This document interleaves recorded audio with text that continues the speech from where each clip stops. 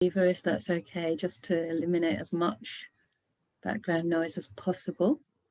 So here we go. So really warm welcome to this day retreat on patience and forgiveness, which are themes that are very close to my heart, but we haven't really talked that much about before, especially forgiveness. When I was thinking about that as a topic, I realized how enormous it is and how important to freeing up our mind. So both of these qualities are very beautiful, indispensable qualities, both for our daily life, you know, for our relationships, for our work life, but also for our practice. And the Buddha actually said that patience is the highest spiritual quality, which I'll go into more during the day. But equally, forgiveness is just one of the most important values in our life, you know, that we can have in our hearts. People who hold on to resentment, who hold on to hurt, you know, basically dragging all the pain of the past along with them into the present moment. And the present moment can never really be free.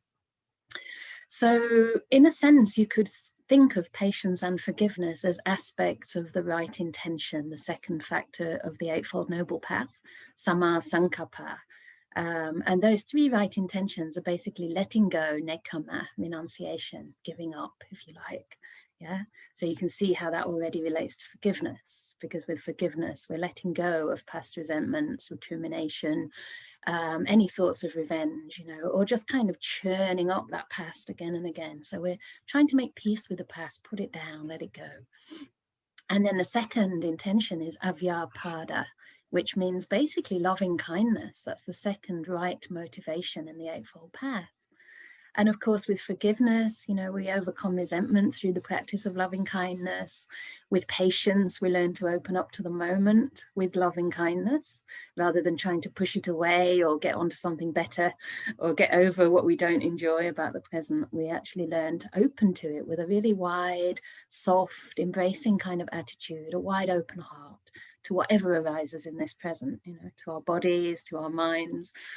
And then the last of these three right intentions is called avihimsaka sankappa, and that means the right intention of non-violence, but it also means gentleness, like not harming oneself, not harming another. And I think this is where patience comes in, because patience is really an aspect of gentleness, being gentle with the moment, not forcing the moment, not forcing your practice, you know, not forcing your mind onto the breath or into the present, but just gently allowing it to settle into that moment, you know. So we're making our minds gentle, we're making them soft, so that our experience can be received. And in a sense, it's like when the mind is soft, the breath or the body sensations or thoughts of loving kindness, whatever your main object of practice is, they can soak into the mind. Yeah. When the mind's kind of hard and tight and it's not gentle, it's demanding, then these objects kind of, they come to the mind and they just bounce off, right?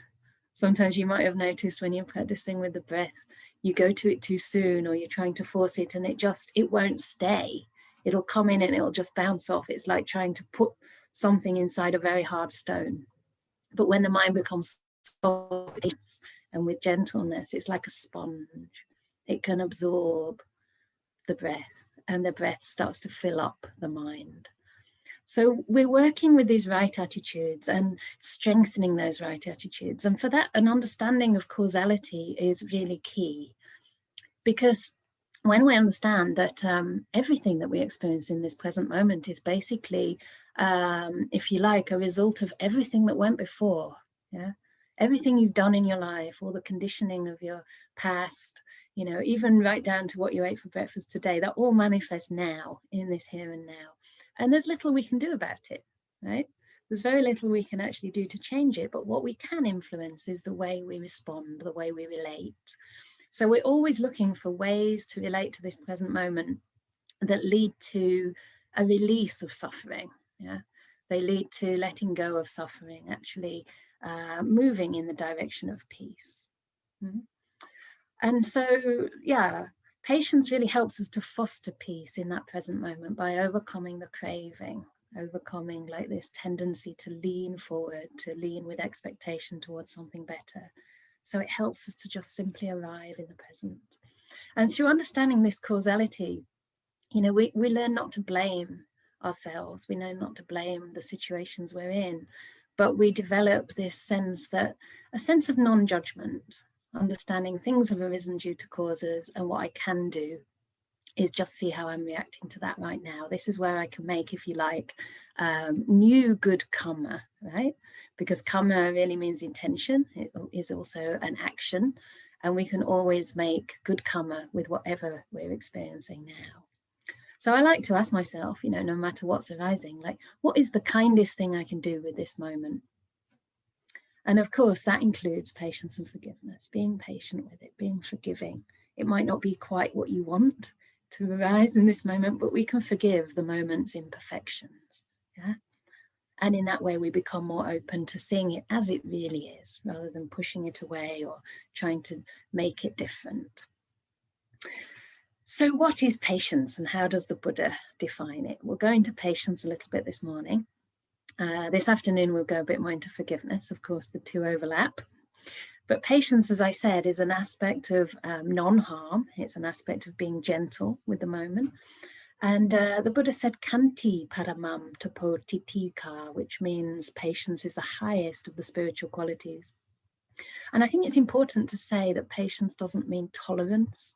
It doesn't mean endurance, you know, gritting your teeth and kind of, you know, just trying to withstand whatever affliction or difficulty has arisen. And it's certainly not enjoying things in the hope that they'll change. You know, I'll do this meditation so long as I feel better by the end of the day, right? Or I'll give this Dhamma talk so long as people give donations at the end. That's not patience. That's not giving, actually. That's expecting something in return. So we don't stay with things to endure them in the hope that they'll change, but patience is more like actually approving of the moment. In the ordination procedure, when a bhikkhu or a bhikkhuni take the full ordination, they enter into the sangha, the monastic sangha, and the sangha actually receive them saying kamati. It means the sangha consent or approve of the candidate. And the word kamati is related to kanti, patience. So it's something much more soft, much more gentle than endurance or even tolerance or even patience in a sense. It's more like a consent, an approval, even a welcoming, right? Even a welcoming, and not only of the perfect candidate, but a welcoming no matter who you are. And at the same time, the teacher who ordains you has this immense patience and the wisdom to understand that, you know, they don't just ordain you and leave you to your own devices. They're patient enough to allow the Dhamma to work on you. You know, they don't push you to progress. My own teacher, Ajahn Brahm, has infinite patience. You know, one of the nice similes he uses is like a tree growing in the forest. From day to day, you don't think anything's happening, right? You just look at the tree, it's the same size. Even the plants, sometimes you don't really see them growing, especially during the winter, because it's not the right time for them to grow. But over time, you start to notice that, gosh, the trees really have grown. And it might take 10 or 20 years. I remember there was one time in Bodhinyana Monastery in Perth where somebody, I think the Sangha, or at least some people in that Sangha, decided they should cut down the acacia trees because Ajahn Brahm has really terrible hay fever.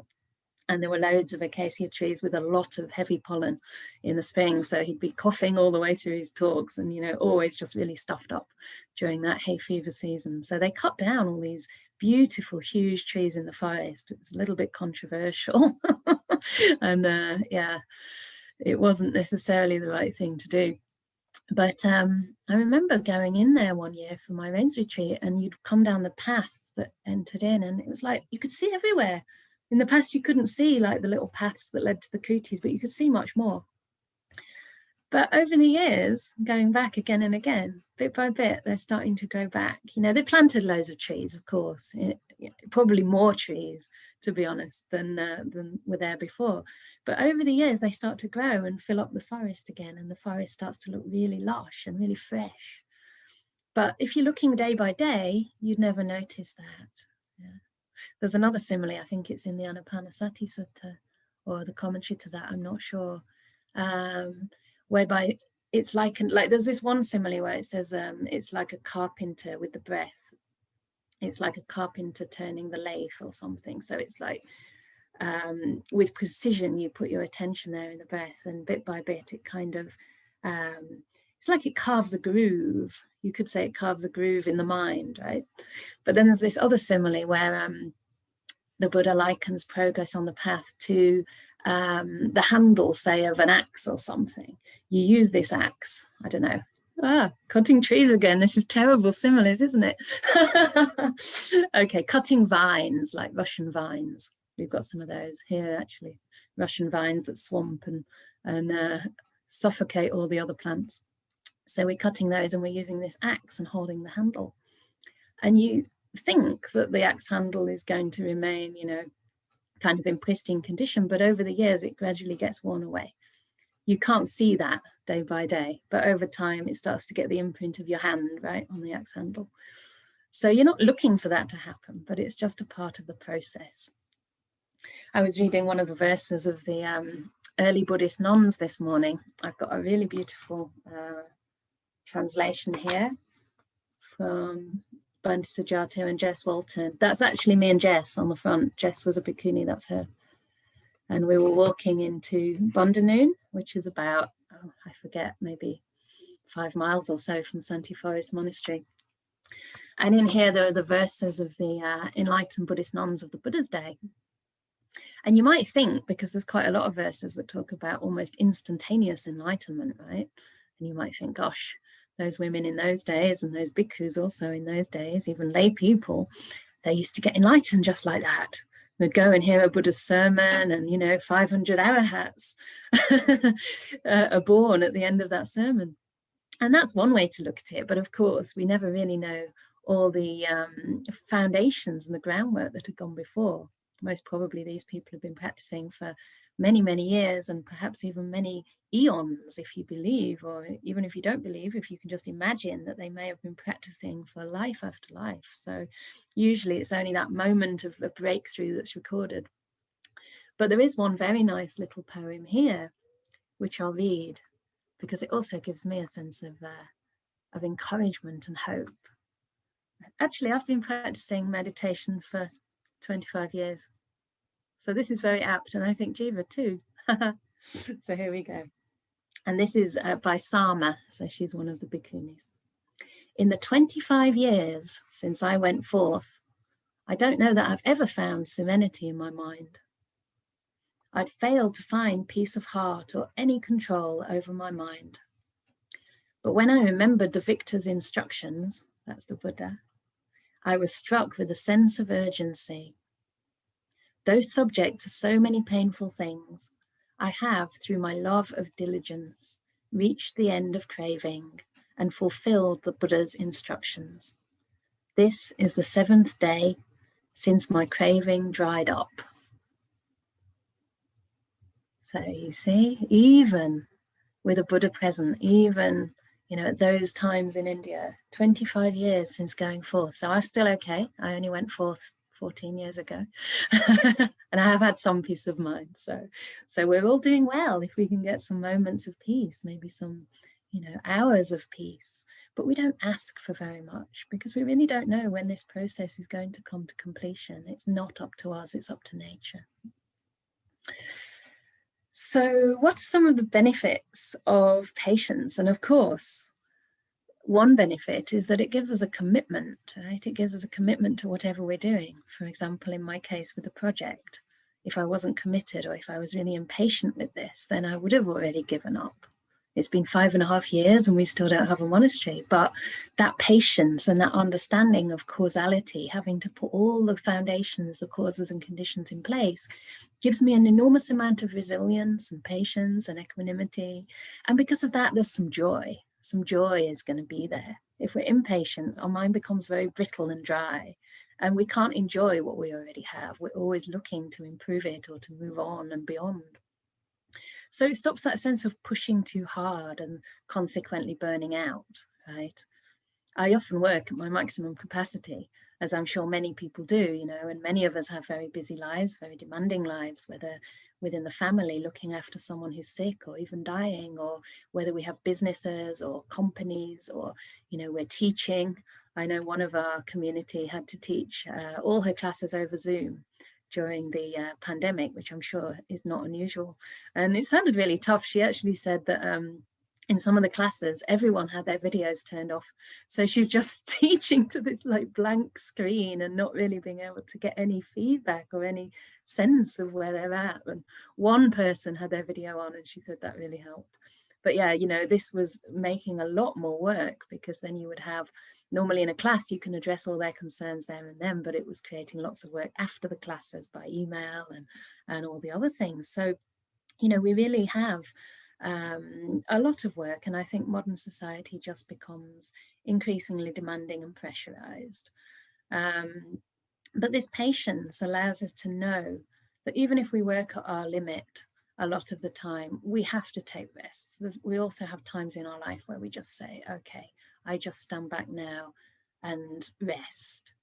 Yeah, without fear of losing the progress, losing the momentum, but just understanding that when we're more resourced, things become much easier, much clearer. We can see the way forward, we can make decisions. They're often decisions, or the answers to questions just come in your mind when you're resourced. So the mind becomes bigger and brighter, we learn more, we're open to more.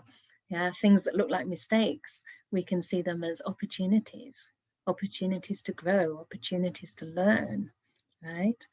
And I think most importantly, just being open to the path in particular as this process, rather than something with which is too goal oriented. So instead of making enlightenment our goal, we make our goal how to make peace with this present moment that's arising right now. Our goal, if you like, is to put the causes and conditions in place wisely, with wisdom, with discernment for the future, for the effects that we'd like to see happening in the future. And we can always test that by looking, does this lead to a release, to a softening of suffering, or does this lead to more tension, more stress? Yeah, you know, the Buddha said that it's the Dhamma, when it leads to disentanglement, when it leads to putting things down, when it leads to peace, yeah, to disengagement, and ultimately, of course, to Nibbana. So I wanted to talk about two lovely things that Ajahn Brahm has coined. And he's coined two types of patience, right? This is really nice because I think it helps us to see where our patience is leaning into the future with expectation. And the first one is waiting in the moment. And this is the one we want to develop, right? The kind of patience that is waiting in the moment. So that kind of patience is like waiting with whatever's arisen. So again, not waiting for it to change, but just being a companion to this present moment, right? Staying present to it, staying present for it, even attending or tending to the moment, yeah? Like a waiter in a restaurant would come and look after the people in the restaurant, looking out for their needs, looking out for what they want, or when they're ready for the next course. We tend to the moment. What does this moment need right now? Yeah, how can I just relax into it and open up to whatever's arising with a soft and gentle, patient heart? And that kind of patience has no time limit, right? We're not saying I'll be patient so that eventually. So it has no time limit. And I think when we're really, really with our experience in this present moment, it's as though the present moment expands and becomes a really wide place, and we start to move inside time. Yeah. As long as we're kind of being pulled into the past, especially through things that maybe we haven't yet forgiven, resentments or regrets, or we're being pulled into the future with a sense of, you know, it's going to get better later. The future always looks brighter than this present moment, but it's just a fantasy. And as long as that's happening, we can't really be present to what's happening now. We miss a lot of the beauty, a lot of the peace. So when we're able to be with this present moment, we move inside time. Time disappears, and hours can go by when you're meditating. You know? It's really a strange thing when time starts to become malleable and unfixed. Sometimes in a meditation, if you notice that craving gets involved or aversion gets involved, You can be sitting for like 20 minutes and it seems like 2 hours, right? You're just waiting for the bell. I do have a bell, so you won't be waiting indefinitely for bells. But sometimes you think, oh, the teacher's definitely forgotten to ring the bell, right? And that's because you're not being patient with the moment. You're thinking towards the future, even just one step ahead. And other times when you are accepting this moment, you are, peaceful, equanimous, and you're making that your goal.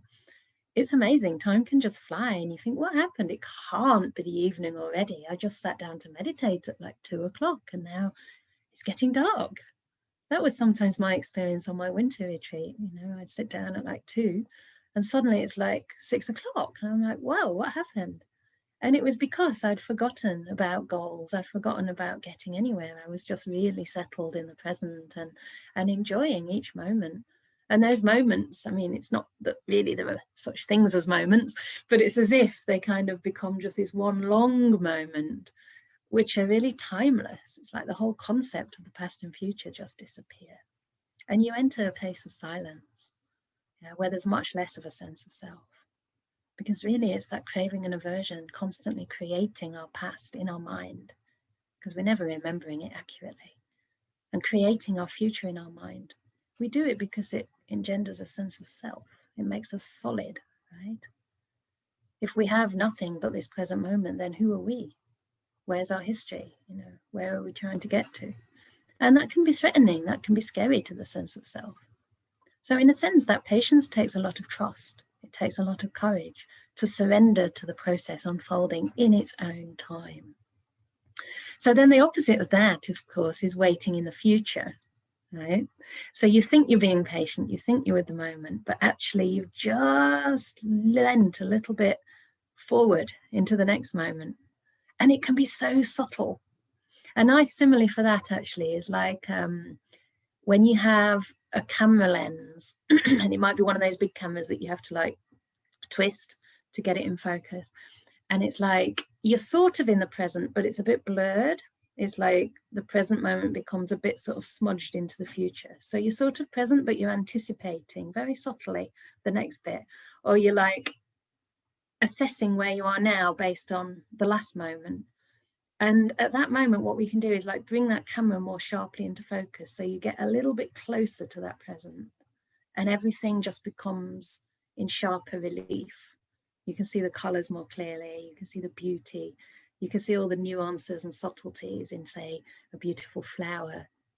And suddenly it just comes to you very, very beautifully when you're in the present. So we can check, to see if we're just lurching that little bit forward. And it's really interesting because we don't always do that with craving. We sometimes have expectations on the future of failure. Like we sometimes think, okay, I'm not really a good meditator. I'll be in this present moment, but it won't develop. It's not going to develop, I'm not going to get into the breath, or I'm not going to get into the beautiful breath, the breath when the piti starts to arise, the joy starts to arise, because it hasn't happened before, it won't happen today. So we're leaning into the future again with expectation based on the past. And in a way, we're just putting limitations on ourselves, right? We're carrying the past, say, I don't know, you can't even call it a lack of success, right? It's just because you haven't had a certain experience so far, you assume it's not going to happen later on. And so you're not open to that. So I do really like that phrase that comes from Zen, that beginner's mind, thinking of the mind like an empty cup. It's receptive, it's just open. It's ready and waiting to receive. It's not full of all the old kind of stale water or the tea with dust on top. It's actually empty and open to receive each moment as it arises. So yeah, the other thing that we can do is like wait in the future, not waiting for something to happen, but waiting so that something happens, right? So this is even subtler. This is like you've managed to learn to wait in the moment. You're genuinely in the moment. You're genuinely waiting with the moment, waiting in the moment, the right kind of patience. But you're waiting in the moment so that something happens. You're not just unconditionally waiting in the moment because You know, this is the path. This is what the Buddha asked us to do. And so sometimes people go on retreats and they had maybe a nice retreat, who knows? But afterwards they say, oh, it didn't work. It didn't work. You know, I waited, I was patient, I was equanimous, I was full of metta, but it didn't work.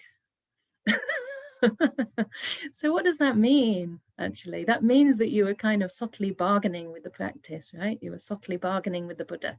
I'll do what you say as long as I get my sweet reward.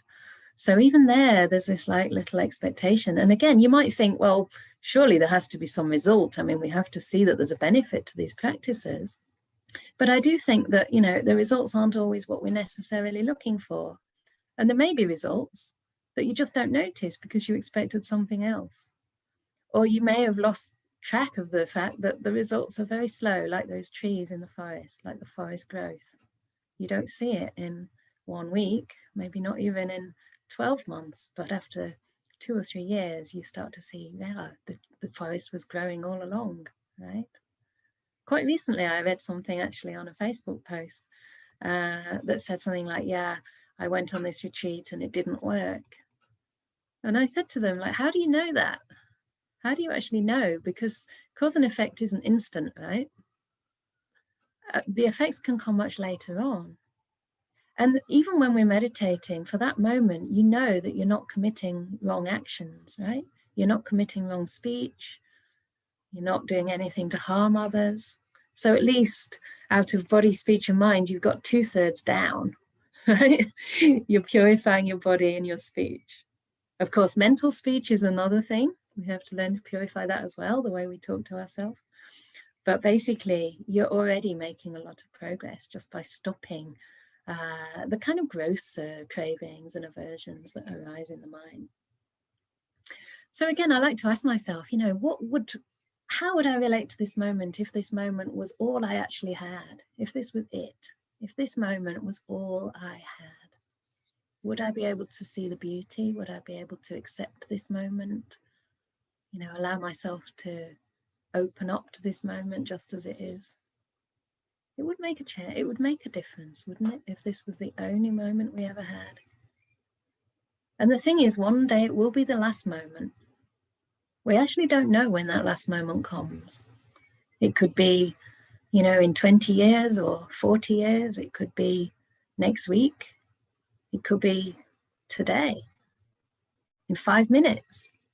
The Buddha actually said that when we practice the recollection of death and dying, it's not to scare our minds, but he said that, you know, even thinking that I could die tomorrow is not the right way of practice, because the fact is you could die within one breath. This could be the very last breath. Yeah. Or he said, you know, this morsel of food you will be eating later, not now, I'm afraid, but this morsel of food that I'm eating now could be the last breath. So we're not even thinking about the next morsel on our spoon, right? How many times are you eating and like you're still chewing that morsel, or maybe you've just put that morsel into your mouth and you're already collecting the next one on your spoon. I do it too when I'm like busy or in a rush.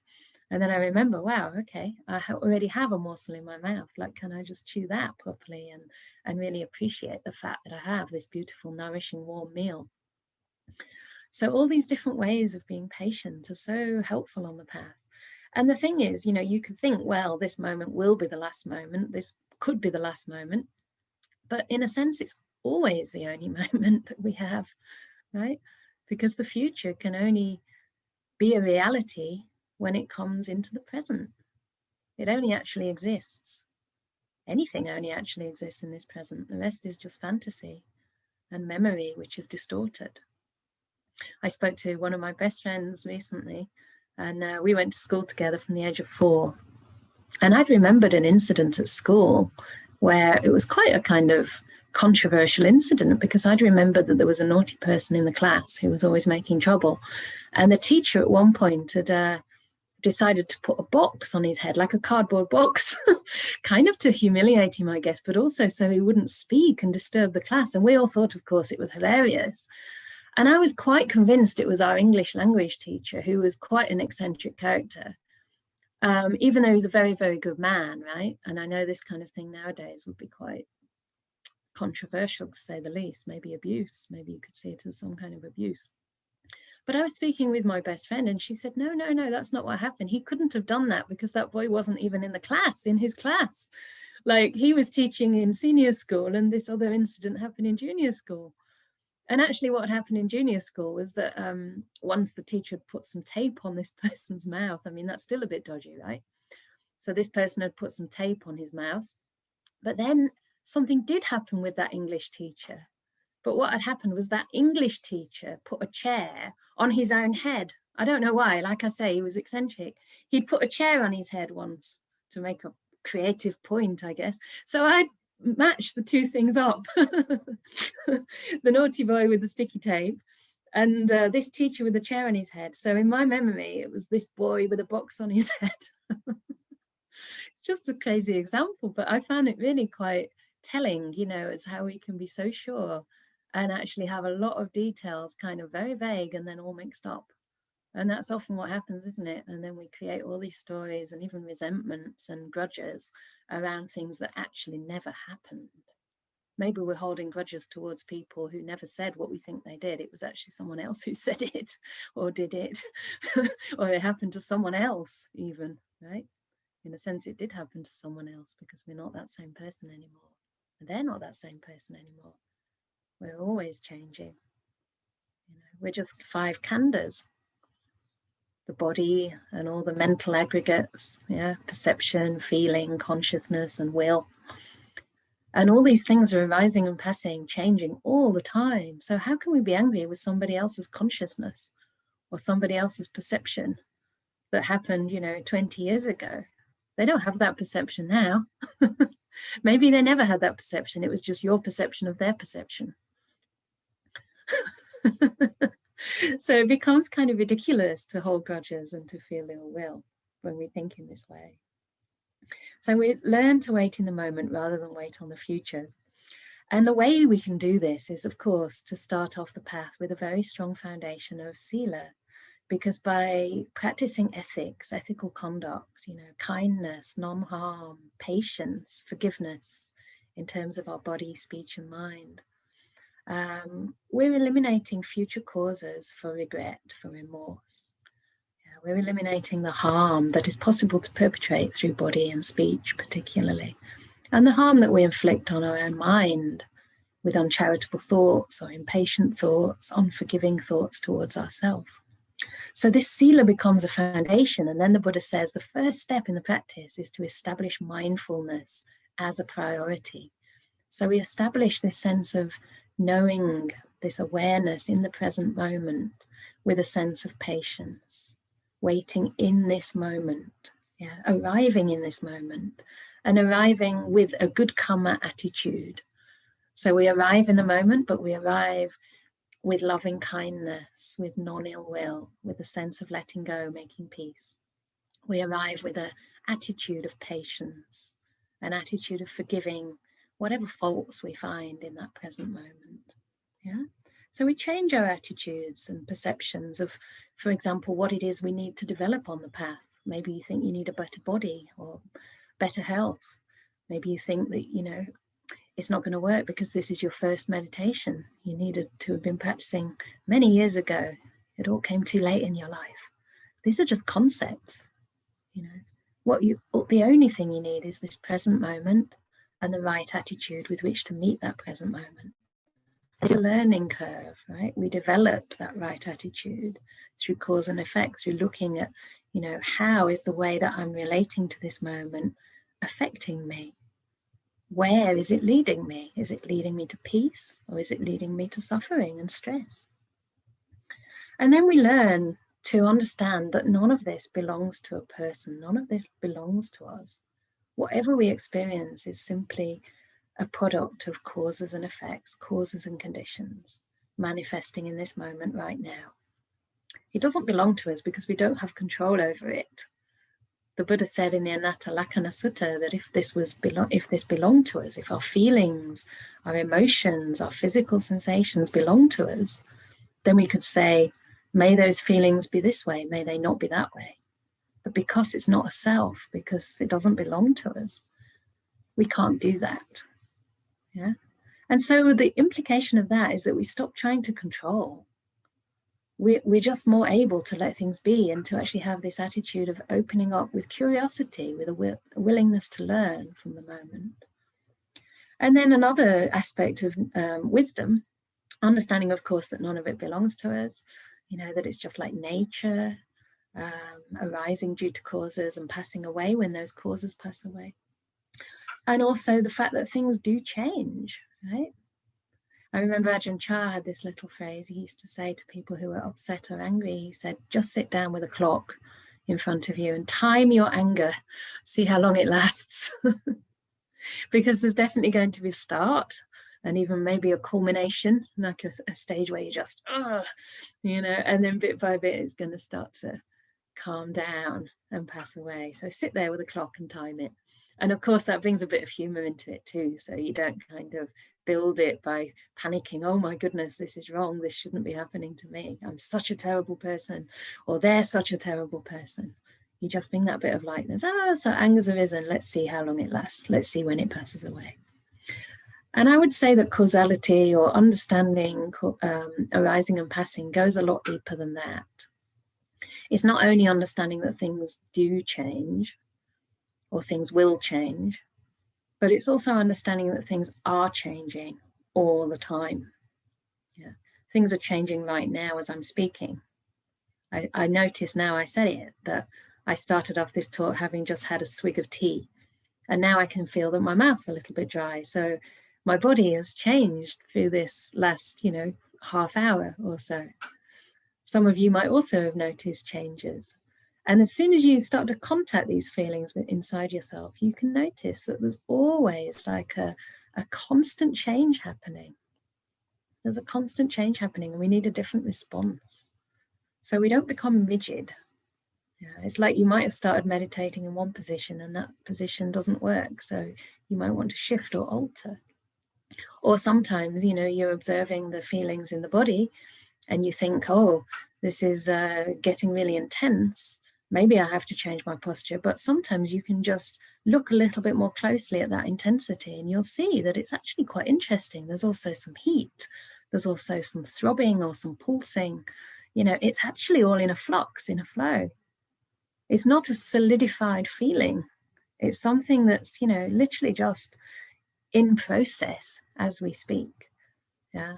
And the Buddha likened feeling, Vedana, sensation, he likened it to mustard seeds in a pan, doop, doop, doop, doop, doop, doop, or bubbles on the water, like the rain drops down on a pool or on a river and you see all these little bubbles and they just come and they evaporate straight away. They pop, pop, pop. And this is how the feelings are. Our body is not that solid, actually, and nor is our mind. So when we have like that very soft, patient, gentle mind, again, it becomes like a sponge. The body becomes like a sponge and we can actually see and allow a lot more movement. We're not clinging to things and solidifying things in our mind. So there's a lot more I could say about that, but I don't want to overwhelm you right at the start of the day. So I think it might be nice to have a little bit of practice now